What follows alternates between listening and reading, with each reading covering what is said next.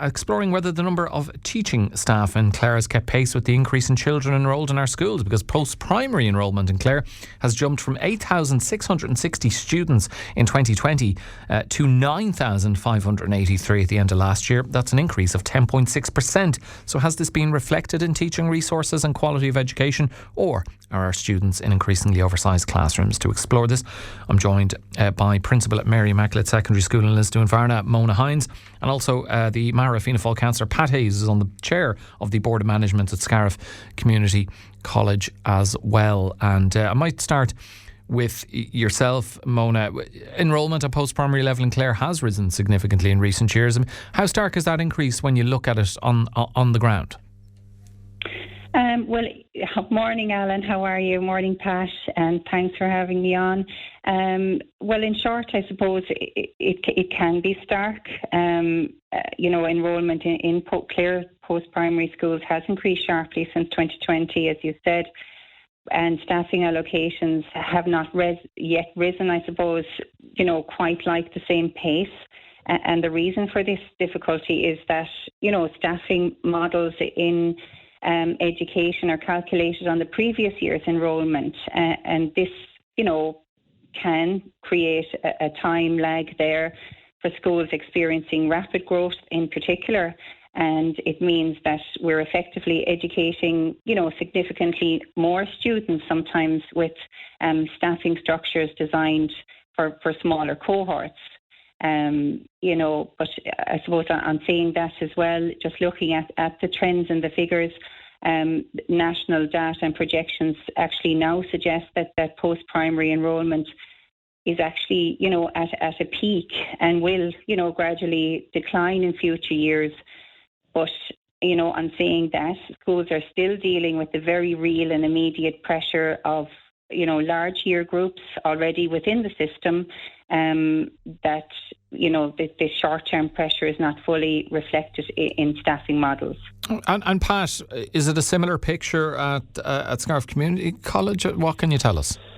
I suppose if you look at the demographics of the county, you kind of see where places like Flannan's with 1,300 and Cllr where it was 1,000. Those are the areas that are probably struggling more than probably the more peripheral areas like Scariff and Lisdoonvarna and other parts. But ultimately, I think the point that Mona made, and welcome again to Mona, is that we are working on the previous year's enrolment as well, and that brings this challenge because out of the blue you can have international protection, you can have Ukrainian, all people that have arrived, and then it's a scramble to get resources.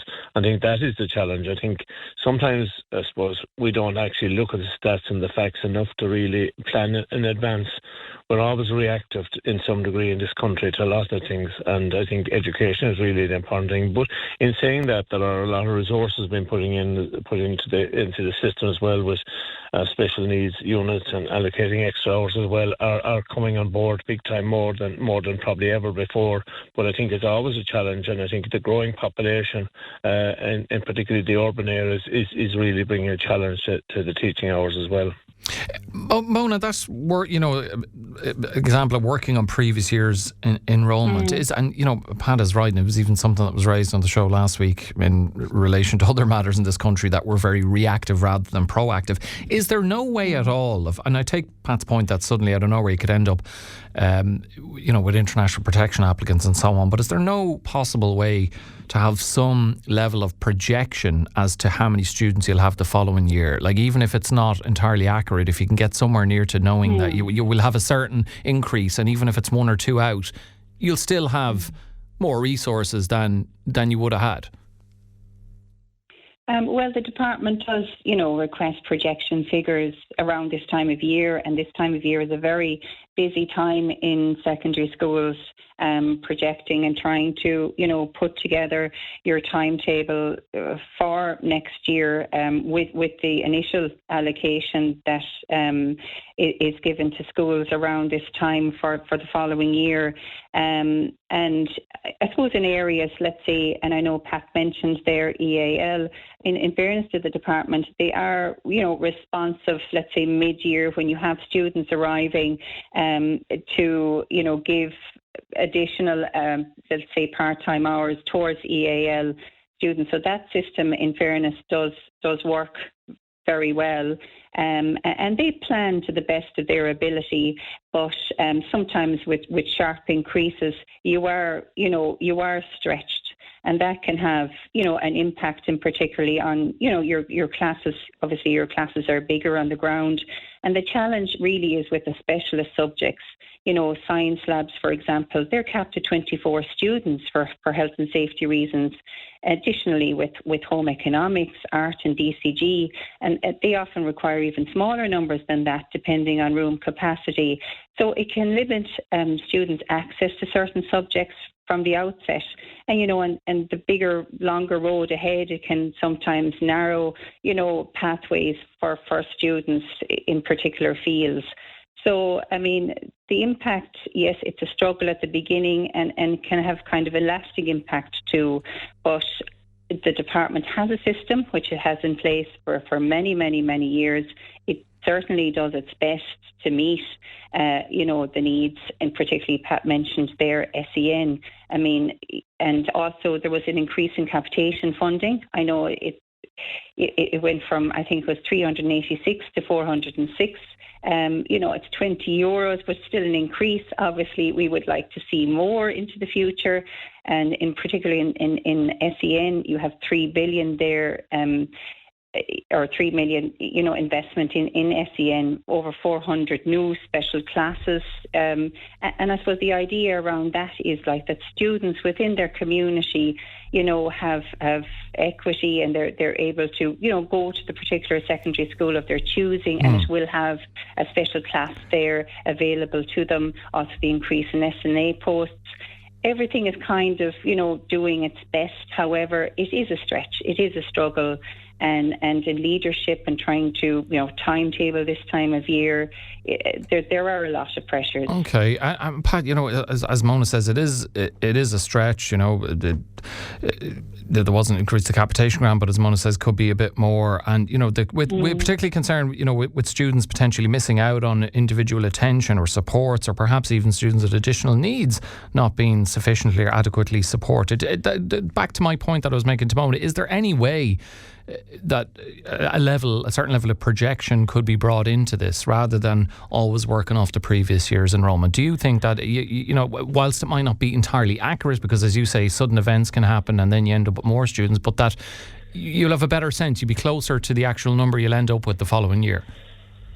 Yeah, well, I think school management and principals and deputy principals make a huge effort to try and go out into communities to find and plan and see and engage with other schools, national schools in their communities to actually get a projected number. And I think more schools have that in board, and I suppose that's where they're balancing as well. It is all about timetabling as well. Really, it's about spreading the resources within their own school community, really, and utilising the hours that they have themselves as well, because while you might have a specific subject for one particular teacher, there mightn't be enough hours to go around to keep that teacher there. So it is trying to balance that as well. A huge job is done by the principals in order to get to manage this with the team in all schools. I suppose the important thing that's actually coming out as well is there's a huge increase in people taking up teaching as a career as well. There's a 30% increase with the teacher council as well across nationally, and please God, that will resources will follow that as well, because that's important as well. And it's trying to get a balance within schools to try and have that number of subjects at the same time being able to mainstream most things as well for all students. So that's a real challenge for the management of schools as well. Mona, you said earlier that you believe we've kind of reached the peak of, I guess, the increases in post-primary enrolment. But what if sudden events happen and that ends up being more? Yeah. What if we haven't quite reached the peak? Are you concerned things could worsen? What can the Department of Education, what kind of role can they play?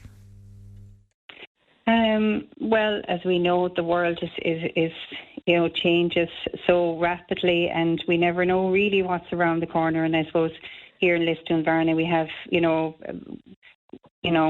experience in that field, when things do literally change overnight, that I suppose you do the very best that you can, and you work off of, your mission and your ethos within the school to try and provide education for everyone in an inclusive environment and manner.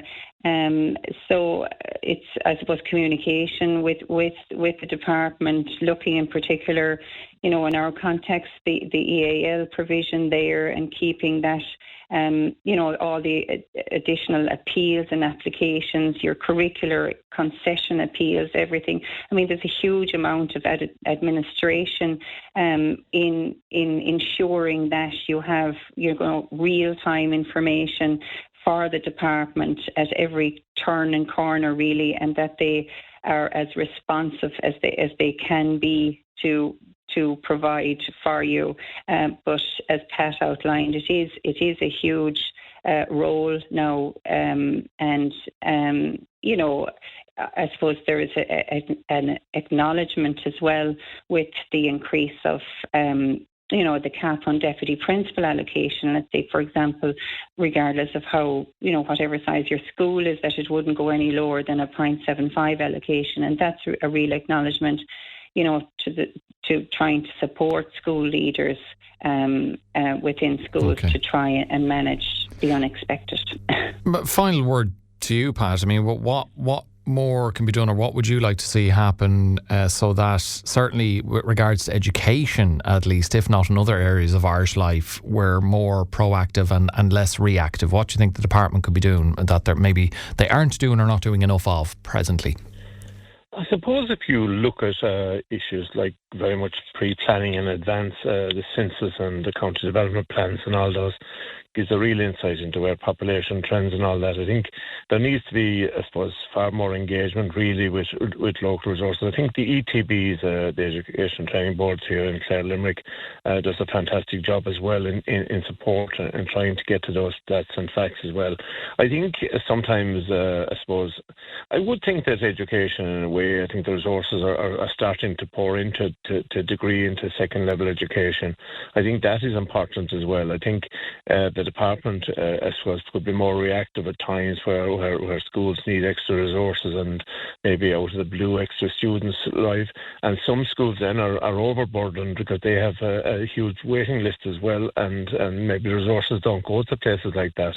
So it is very much to be it's a constant review and examination of where we are going. And I suppose that comes back to my first point, is sometimes we are reactive more than proactive, and I think that's where we need to be more proactive in a lot of things rather than taking time to assess and wait.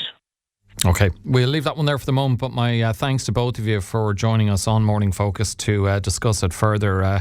The Maher Fianna Fáil Councillor Pat Hayes there, Chair of the Board of Management at Scariff Community College, and thanks also to Mona Hynes, Principal at Mary Immaculate Secondary School in Lisdoonvarna.